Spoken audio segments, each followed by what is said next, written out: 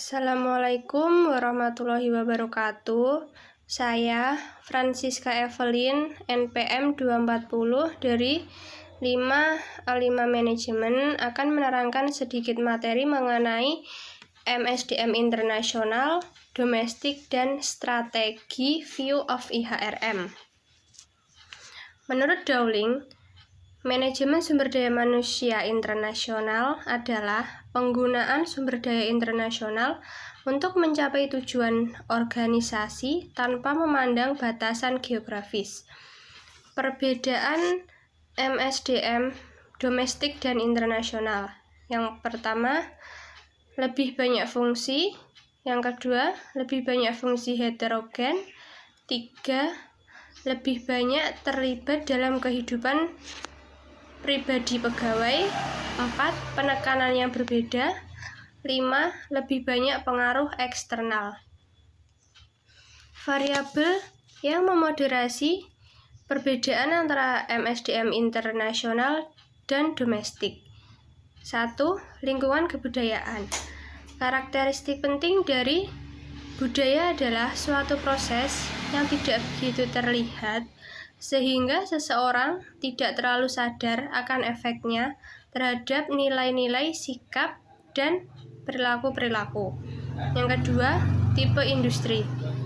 Porter menyatakan bahwa industri di mana perusahaan multinasional terlibat sangat penting karena pola-pola persaingan internasional bervariasi secara luas dari satu industri ke industri lainnya, di mana persaingan pada setiap negara tidak tergantung pada persaingan di negara lain. 3. Keyakinan perusahaan multinasional terhadap pasar domestik negara asalnya.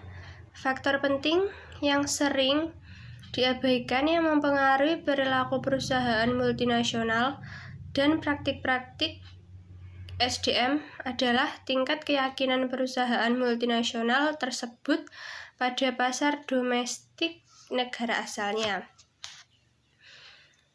Masalah MSDM bagi perusahaan multinasional atau global. Yang ke-1, hambatan-hambatan kebudayaan.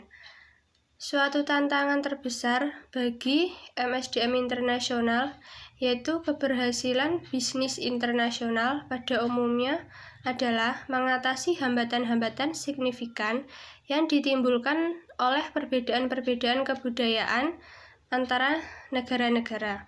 Yang kedua, proses-proses manajemen. Ketidakmampuan untuk menggabungkan gaya manajemen dan korporasi dalam usaha patungan atau merger dan akuisisi, serta penolakan yang ditemukan ketika berusaha melaksanakan gaya atau budaya perusahaan induk di cabang luar negeri. 3. Masalah-masalah organisasi. Pada saat peningkatan kebutuhan untuk jasa-jasa internasional dari fungsi MSDM internasional, misalnya ketika kebutuhan akan peningkatan jumlah ekspatriat muncul. Sekian, wassalamualaikum warahmatullahi wabarakatuh.